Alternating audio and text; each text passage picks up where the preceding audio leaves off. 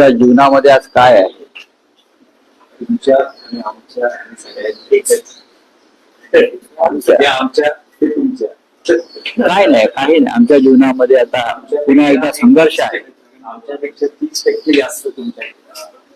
आमच्या जीवनामध्ये संघर्ष आहे, तो काय थांबत नाही. आम्ही असं म्हणजे मी असं ठरवलं होतं की आता विश्रांती घ्यावी, आराम करावा. लाईव्ह आमचा संघर्ष लाईव्ह आहे.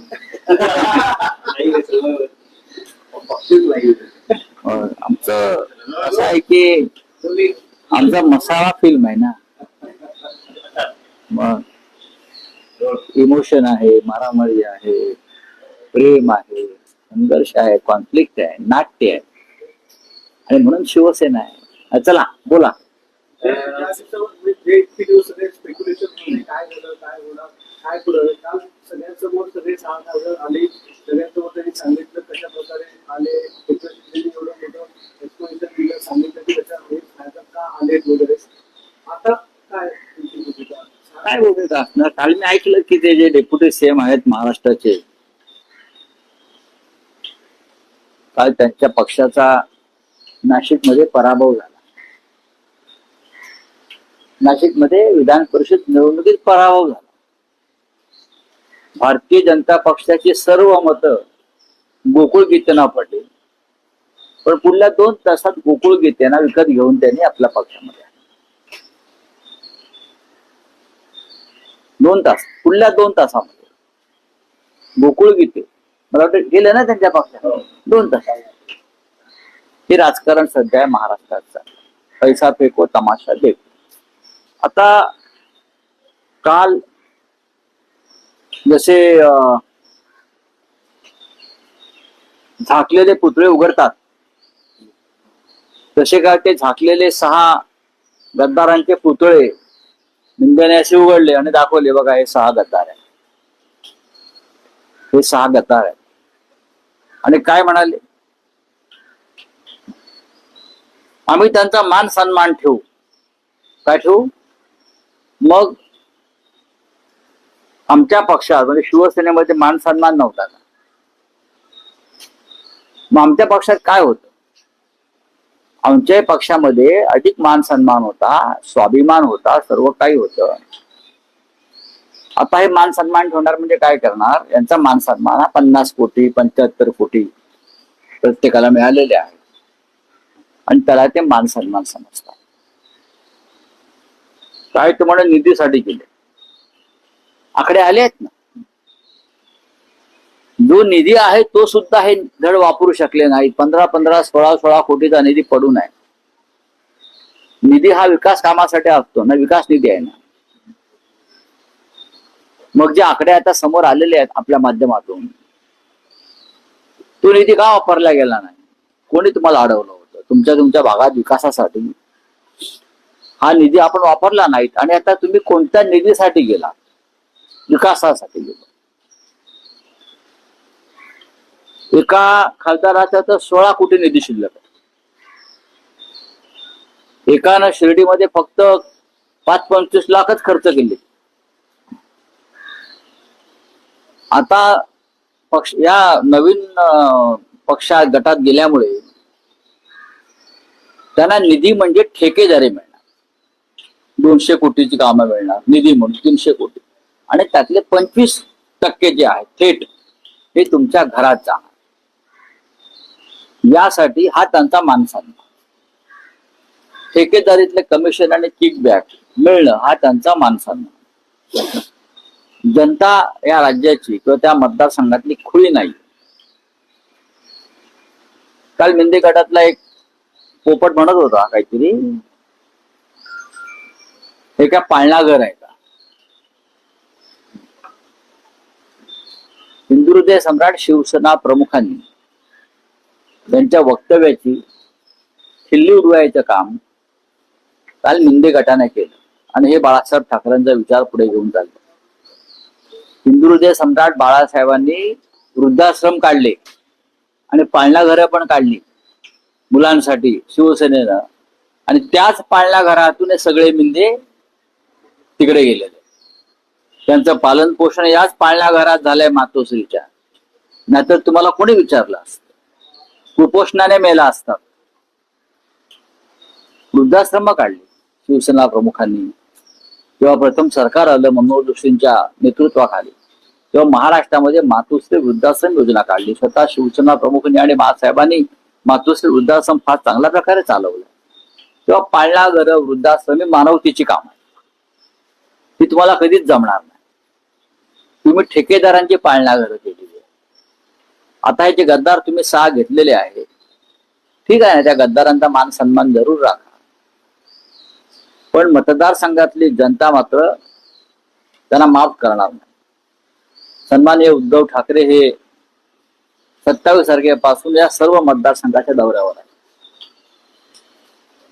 कार्यकर्त्यांना भेटतील, जनतेला भेटतील, मेळावे घेतील आणि त्यानंतर आमची पुढली कारवाई सुरू होईल. काल नांदेडला काही गद्दारांना अडवायचा प्रयत्न झाला आमच्या शिवसैनिकांकडून. रात्रीच्या काळोखात लपून येत होते. अर्धापूरला गाड्या अडवल्या त्यांच्या शिवसैनिकांनी. 2 किंवा 3 गद्दार होते आणि 850 पोलीस होते. किती? 850.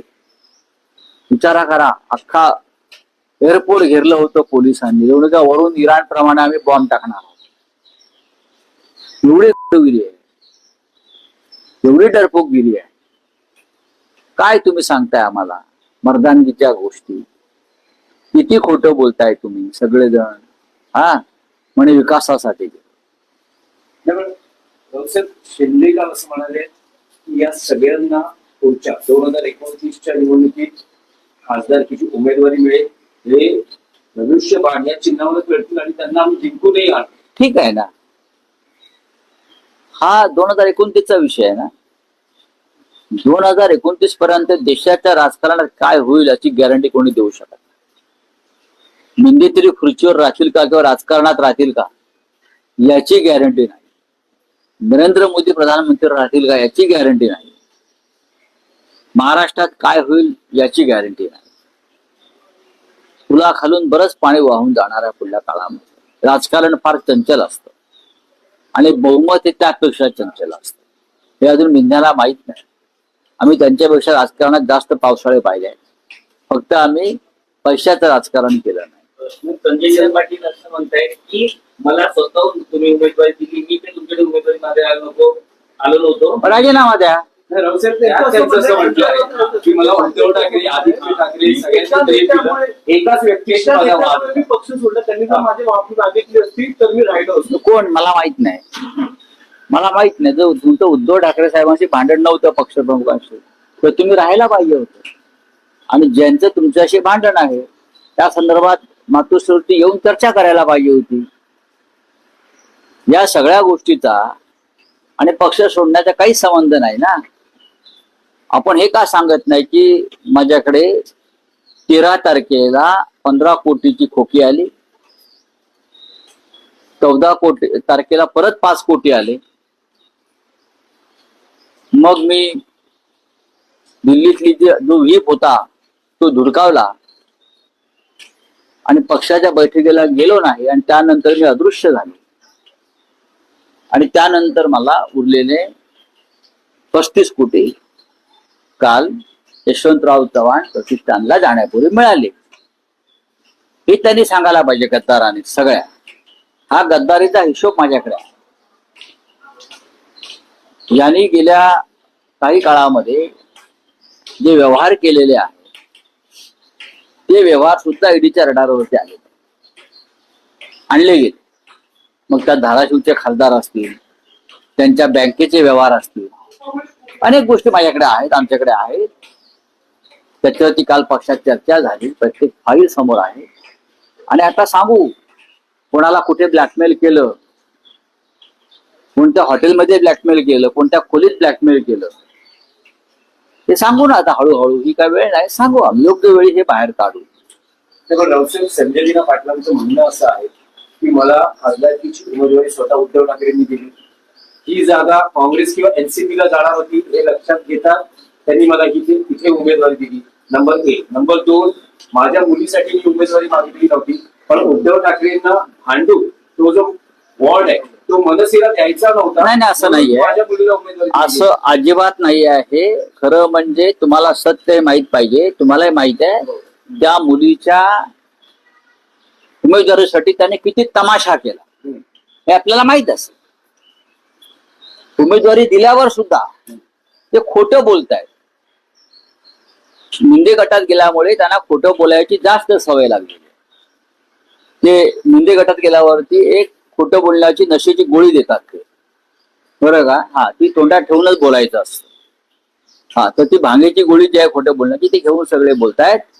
त्या मुलीसाठी त्यांनी प्रतिष्ठा पणाला लावली. ती जी जागा आहे त्यासाठी मनसेच्या उमेदवार मला वाटतं माझगावकर त्यांच्यासाठी आग्रह होता आणि त्यांना देण्यासंदर्भात भूमिका होती. तो पक्षाचाच आमच्या जागा जरी असली पण मुलीला उमेदवारी दिली नाही तर मी राजीनामा देतो इथपर्यंत मजल गेली होती. हे सगळ्यांना माहिती आहे. आणि अर्ज मागे घ्यायला गेले होते त्यानंतर कार्यकर्ते काम करणार नाहीत म्हणून. तेव्हा या सगळ्या गोष्टी रेकॉर्डवरती आहेत, वृत्तपत्रात छापून आल्या आहेत, मीडियामध्ये दिसत आहेत. तेव्हा आता खोटं बोलणं थांबवा. खोटं बोलणं थांबवा. जी तुम्हाला नशा आलेली आहे सगळा गद्दारांना, की काही काळ तुम्हाला नशा उतरल्यावर तुम्ही बोला. तर नवसाहेब, हे सगळे जेव्हा खासदार काल समोर आले, एकनाथ शिंदे असं म्हणतात की यांची सगळी प्रवेशाची कायदेशीर प्रक्रिया पूर्ण झाली. आता शिवसेना उद्धव बाळासाहेब ठाकरे पक्षाचा कायदेशीर प्रक्रिया पूर्ण होऊ शकत नाही. कोणत्याही प्रकारे 10व्या शेड्यूल मध्ये पक्ष फुटीला मान्यताच नाहीये. कसली कारवाई? बिजू जनता दलाचे आणि काँग्रेसच्या आमदारांनी क्रॉस वोटिंग केलं. ओरिसामध्ये राज्यसभा निवडणूक क्रॉस वोटिंग केलं. राज्यसभेला ओपन आहे ना निवडणूक, क्रॉस वोटिंग केलंय. आणि त्यांच्या बडतर्फी म्हणजे डिस्क्वालिफिकेशन साठी जेव्हा त्या दोन पक्षांनी तिकडल्या विधानसभा अध्यक्षाकडे मागणी केली, रिसर कारवाईची मागणी केली, तेव्हा ती अपील फेटाळण्यात आली. उघडपणे मतदान केलं व्हीप जुगारून आणि विधानसभा अध्यक्षांनी बिजू जनता दलाच्या या आमदारांना डिस्क्वालिफाय करण्यास नकार दिला भाजपच्या दबावाखाली. अशा प्रकारे जर पीठासीन अधिकारी काम करणार असतील, मग मुंबई असेल, महाराष्ट्र असेल, अन्य ठिकाणी असतील, तृणमूल काँग्रेस असेल, तर कसल्या कायदेशीर प्रक्रिया म्हणताय? काय कायदेशीर प्रक्रिया करताय तुम्ही? त्याला कायदेशीर प्रक्रिया म्हणत नाही, याला झुंडगिरी म्हणतात संसदीय लोकशाही. ओके, हो गया. बंदुकीचे ऍक्शन जर असं देखील म्हटलं माझ्या नादाला लागल तर हॉस्पिटलमध्ये जा, नाही तर स्मशानात जा. मी लागतो नादाला. चल चल, मी तुझ्या नादाला लागतो. त्या बंदूक आहेत ना, आम्हाला दाखवू नको संजय पाटील. आता नाव घेऊन बोलतोय मी.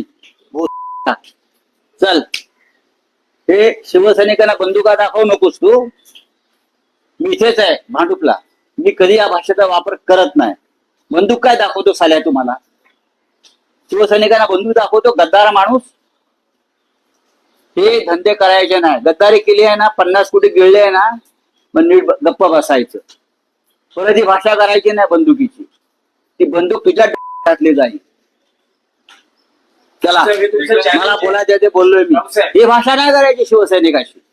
बंदूक काय दाखवतो तू आम्हाला? सिक्युरिटी काढून ये. मी तुला Z+ काय दिली आहे ना. चल आता बघतो मी.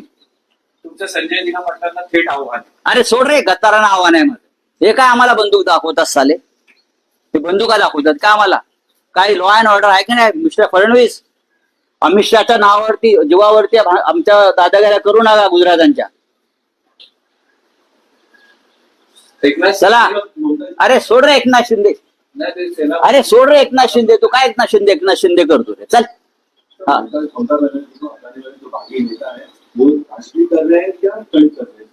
नहीं छोड़ दो. देखिए, ये पूरे देश में चल रहा है. ये अमित शाह इस देश को बेचना चाहता है, खत्म करना चाहता है. देश के इतिहास में बहुत ही काले कुट अध्याय लिखा जाएगा, उसमें अमित शाह जी का नाम रहेगा. अब देखिए, जिस तरह से देश की राजनीति लोग चला रहे हैं ना, पैसे की ताकत पर, ईडी सीबीआई की ताकत पर, पुलिस बंदूक, देखो ना, एक गद्दार बंदूक दिखा रहे. क्या करे पुलिस कमिश्नर देवेंद्र भारती? बंदूक की भाषा कर रहे हैं क्या? आइए, मैं यहाँ हूं, चलाओ दो बंदूक। नहीं तो मैं उनको पूछो कहाँ आना है, मैं आता हूं उनके सामने। अरे लोग का ये डरपोक 50-50 बॉडीगार्ड लेके घूमते हैं यहाँ, और आप 100 पुलिस लेकर घूमेंगे और हमको दादागिरी करेंगे। साले गद्दार है ना, अपने पैसा खाया है ना 50 करोड़, तो ढकार देकर बैठ जाइए। और वापस मैं बोल रहा हूं, ये भाषा अगर आप करोगे बंदूक की, तो बंदूकें हमारे पास भी है। चलो।